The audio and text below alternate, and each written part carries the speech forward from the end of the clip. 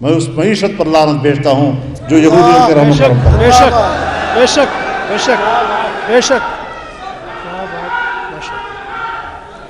خود پاکستان کو پاکستان بناؤ، خود پاکستان کو پاکستان بناؤ، پاکستان کے وسائل کو ملک کے لیے استعمال کرو، اپنے وسائل کو ملک کے لیے استعمال کرو۔ 77 سال ہم نے گزارے، ہم نے اپنے وسائل کو استعمال نہیں کیا، ساری زندگی ہم نے بھیک مانگ کر گزاری ہے، قرض مانگ کر گزارے ہیں۔ جب 77 سال تم نے پاکستان کو پاکستان نہیں سمجھا، پاکستان کے وسائل کو اپنے لیے استعمال نہیں کیا قوم، تو پھر سمجھ لو کہ تمہارا دماغ، تمہارا دل اندر سے آج بھی غلامانہ ہے، اور تم کل بھی غلام تھے، تم آج بھی غلامی کر رہے ہو۔ میں یہ بات کئی اجتماعات میں کر چکا ہوں، اور آج پھر یاد دلانا چاہتا ہوں آپ کو کہ جنرل مشرف صاحب کے ساتھ ایک میٹنگ تھی۔ مجھے کہتا ہے آپ امریکہ کے خلاف جلوس جلسے نکال رہے ہیں، ہم امریکہ کی غلامی نہیں مانتے۔ مولانا صاحب مان لو ہم امریکہ کے غلام ہیں، یہ آرمی چیف کہہ رہا ہے مجھے، مان لو۔ میری بات سن لو، میری بات سن، کہتے ہیں مان لو ہم غلام ہیں، آپ کیا یہ کہتے ہیں غلامی نہیں مانتے؟ میں نے کہا اس میں کوئی شک نہیں ہے کہ ہم غلام ہیں، میں بھی مانتا ہوں ہم غلام ہیں، آپ بھی کہتے ہیں ہم غلام ہیں، غلامی کو مانتا ہوں، لیکن ایک طبقہ وہ ہے جو غلامی کو قبول کر کے اس کے سامنے سرنگوں ہو جاتا ہے، اور ایک طبقہ وہ ہے جو غلامی کے سامنے ڈٹ جاتا ہے، سر اٹھا کے چلتا ہے، گردن کٹوا دیتا ہے، لیکن اس کے سامنے جھکنے کے لیے تیار نہیں ہوتا۔ نعرہ تکبیر، سبیل اللہ سبیل اللہ۔ تو میں نے کہا جنرل صاحب یہاں پر بات تقسیم ہو جاتی ہے، ایک آپ ہیں اور ایک آپ کے اکابر کی تاریخ، ایک میں ہوں اور ایک میرے اکابر کی تاریخ۔ تجھے اپنے آبا و اجداد کی تاریخ مبارک، مجھے اپنے آبا و اجداد کی تاریخ مبارک۔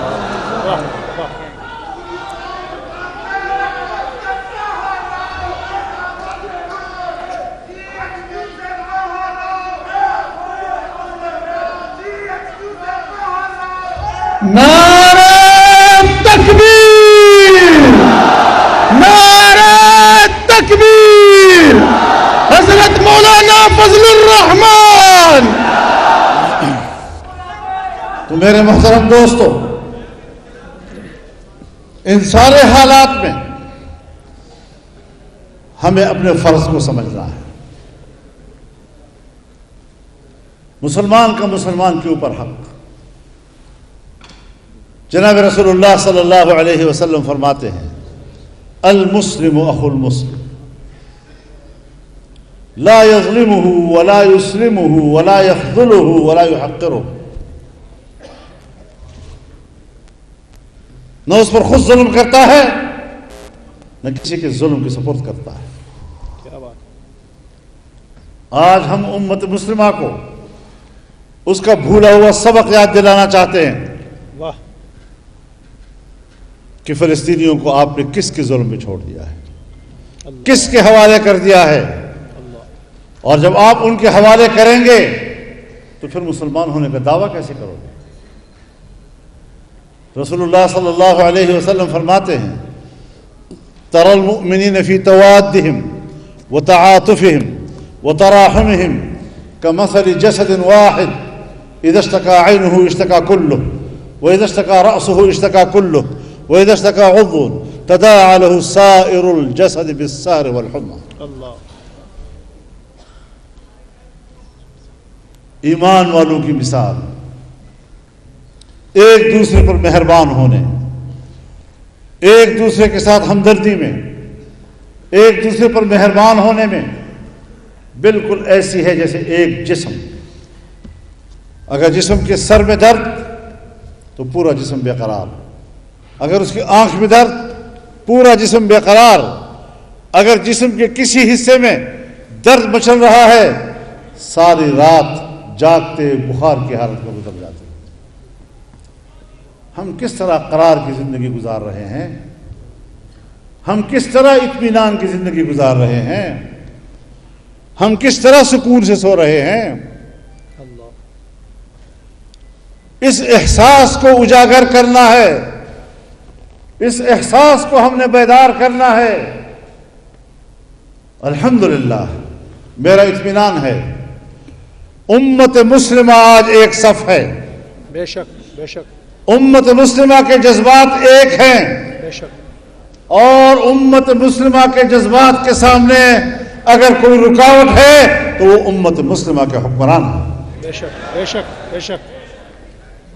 چاہے پاکستان کے حکمران ہوں اور چاہے دوسری اسلامی دنیا کے حکمران ہوں، وہ اپنے مفادات کے لیے سوچ رہے ہیں.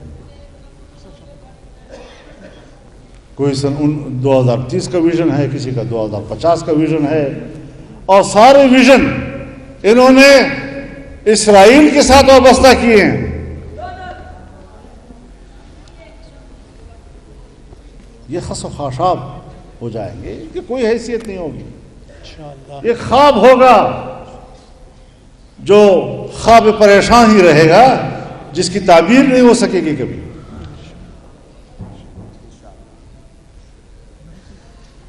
اپنے فرض کو پہچان. پاکستان، سعودی عرب، ترکی، مصر، ملائیشیا، انڈونیشیا، یہ امت مسلمہ کے وہ بڑے ممالک ہیں کہ اگر وہ مل کر ایک متفقہ فیصلہ کر لے کوئی امت مسلمہ کا حکمران ان کی مخالفت نہیں کر سکے گا. کیا بات ہے. ان کو قیادت کرنی چاہیے، ان کو میدان میں آنا چاہیے. ہم ان کے احساس کو بیدار کر رہے ہیں. یہ مجلس کسی کے لان تان ملامت کے لیے نہیں ہے. کیا بات. یہ احساس کو بیدار کرنے کی ہے. امت کے اندر اس وقت بیداری کی ضرورت ہے. میں جانتا ہوں ہر جگہ پر کچھ مذہب بیزار بھی ہوتے ہیں. واہ واہ. لفظ جہاد سن کر مذاق بھی اڑاتے ہیں.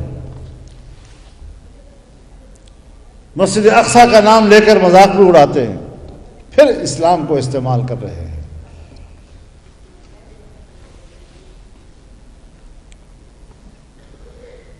تو اسلام، بیت المقدس، آزادی فلسطین، یہ ہمارا کارڈ نہیں ہے، یہ ہمارا بات تو سنو، میری بات تو سنو، پوری تو ہونے دو،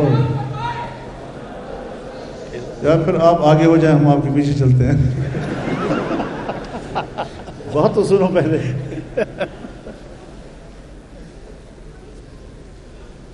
آج ضرورت اس امر کی ہے کہ ہم اپنے حکمرانوں کو بھی جگائیں، ان کو احساس دلائیں کہ امت مسلمہ آج آپ سے کیا تقاضا کرتی ہے، امت مسلمہ کی آرزوئیں کیا ہیں، امت مسلمہ آپ سے کیا چاہتی ہے. اور اس طرح ہم بھی پھر آپ کو آرام سے سونے نہیں دیں گے. واہ واہ انشاءاللہ انشاءاللہ. ہم بھی آرام سے سونے نہیں دیں گے آپ کو. تو یہ جو دین بیزار قسم کے لوگ مذاق اڑاتے ہیں، پتہ نہیں کیا کیا کچھ کہتے ہیں، یہ وہ لوگ ہیں جو اللہ کی بندگی کی بجائے امریکہ کی خدائی پہ یقین رکھتے ہیں. ہم تو چاہیں کہ تم بھی اللہ کے سامنے آ جاؤ. انسان آزاد ہے. حضرت عمر رضی اللہ تعالیٰ عنہ نے جب کسی مسئلے پر اپنے ایک گورنر کو جھنجھوڑا تو آپ کے الفاظ کیا تھے؟ متی استعبدتم الناس وقد ولدتهم امہاتهم احرارا. اللہ اللہ. تم نے انسان کو کب وہ اپنا غلام سمجھ رکھا ہے؟ ان کو تو اپنے ماؤں نے آزاد جنا ہے. تو آزادی یہ انسان کا پیدائشی حق ہے، اور یہ پیدائشی حق نہ کشف چھینا جا سکتا ہے، نہ فلسطینی سے چھینا جا سکتا ہے، نہ دنیا کے کسی اور مسلمان سے چھینا جا سکتا ہے. تو اس محاذ پر جو ہم چل رہے ہیں اور جدوجہد کر رہے ہیں،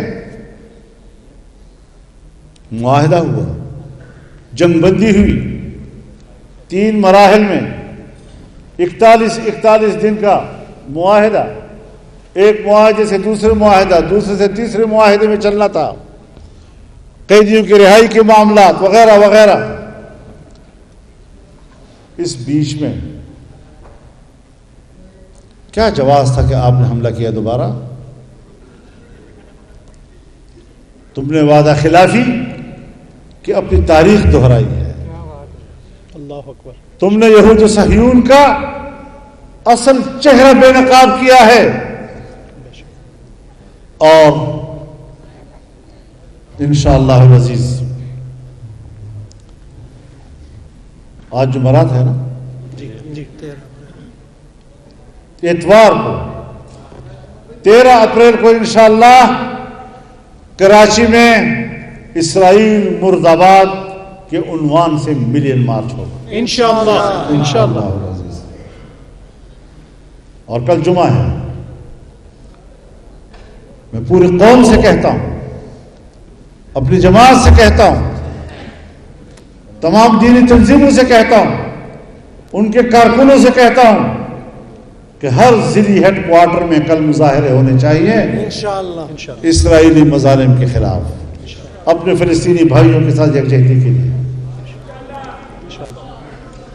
تو یہ متفقہ فیصلہ ہے. اور پھر کراچی کے جلسے میں ہم اگلے اقدام کا اعلان کریں گے. نہ آپ کو آرام سے بیٹھنے دیں گے، نہ خود آرام سے بیٹھیں گے انشاءاللہ. پورے عزم کے ساتھ یہ جنگ ہم نے لڑنی ہے، اور جو ہماری استطاعت میں ہے اللہ نے اسی حد تک ہمیں مکلف بنایا ہے. انشاءاللہ اس میں کوئی کمی نہیں آنی چاہیے. اللہ تعالی ہمارا حام و ناصر ہو. آپ کا بہت بہت شکریہ. وآخر دعوانا ان الحمدللہ رب العالمین.